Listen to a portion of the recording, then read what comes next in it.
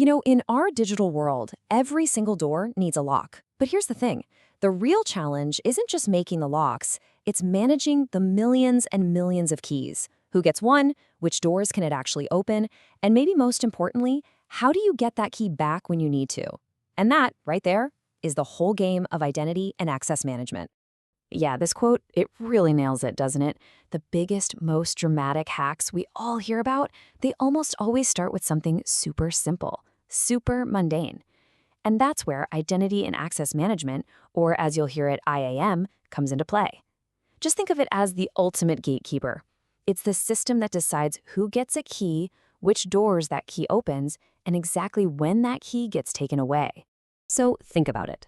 Every single time you, or anyone for that matter, tries to get into something digital, whether it's your own email or a super sensitive company database, IMM is right there in the background asking 3 fundamental questions. And the really crucial part, it has to answer them in a very specific order. You can't mix them up. So what are they? Well, they're pretty simple questions. First is identification. Who do you claim to be? Then comes authentication. Okay, can you prove you are who you say you are? And finally, authorization. Now that you're in, what are you actually allowed to do? To make this all really stick, let's just use a simple analogy. Picture this. You're trying to get into some super exclusive VIP club. Okay, so step 1 is just identification. You walk right up to that bouncer at the velvet rope and you say, "Hey, I'm Alex, I'm on the list." At this point, all you've done is claim an identity. In the digital world, this is just you typing in your username or your email address. Now, nothing's been proven yet, right? You've just stated your name. All right, next up, authentication. The bouncer looks at you and says, "Okay, Alex, let me see some ID." They take your driver's license, they look at the photo, they match the name to the one on their list, and they verify your claim. That's the proof. And in our world, in the IT world, this is you typing in your password, or using your fingerprint, or tapping a little security key. It's the system saying, yep, you are who you say you are.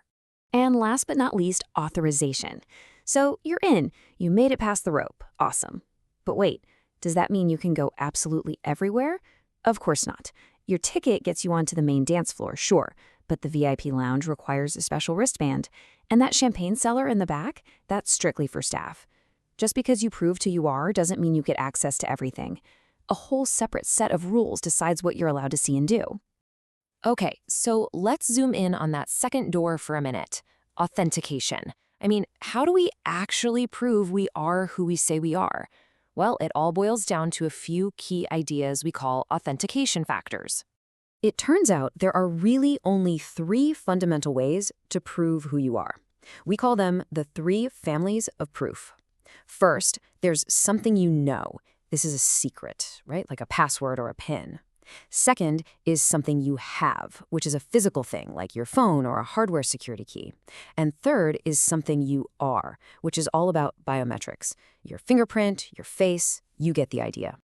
Now, this is where things get really interesting and where security gets a huge upgrade.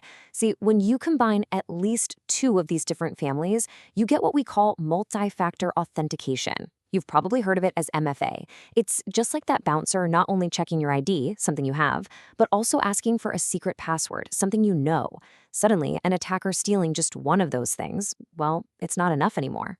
But, and this is a really big but, not all MFA is created equal, not by a long shot. That SMS code you get on your phone, it's better than nothing, for sure, but it's vulnerable to something called a SIM swap attack. Those authenticator apps that generate a new code every 30 seconds, way stronger. And the absolute gold standard, that's a physical hardware key, which is pretty much designed to be phishing resistant. Attackers are smart though. They've started using these MFA fatigue attacks where they just hammer you with push notifications, hoping you'll get annoyed and just approve one. And look, this isn't some abstract threat. This is real. Major companies like Uber and Microsoft have been breached in this exact way.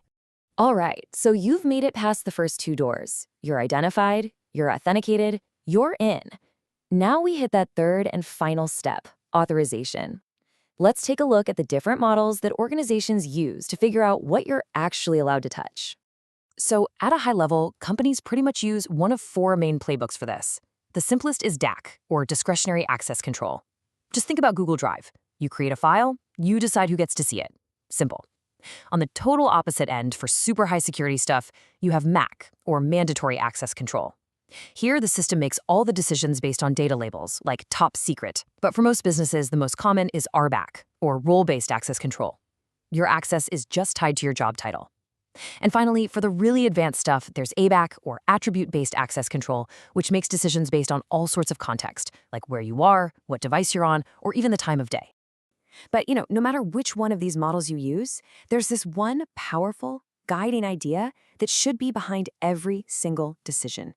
It's called the principle of least privilege, and it's so simple. You should only grant people the absolute minimum level of access they need to do their job, and not one single permission more. I know, it sounds like common sense, right? But you would be amazed at how hard this is to actually enforce when people are changing roles and new projects are spinning up all the time. And that brings us from the neat, tidy theory to, well, the messy reality. Because let's be honest, in the real world, this is where things can get really tangled.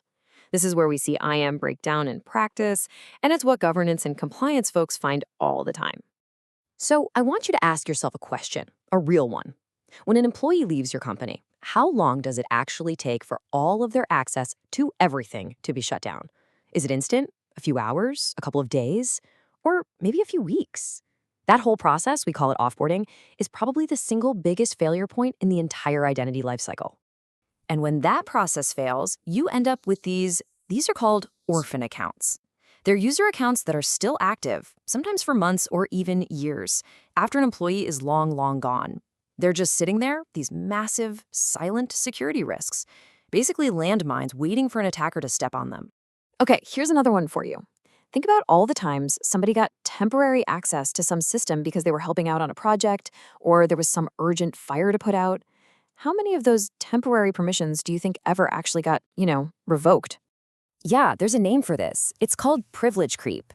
It's this slow, quiet accumulation of permissions that happens as people move between teams or take on new responsibilities. And the real danger here isn't that your employee is going to go rogue.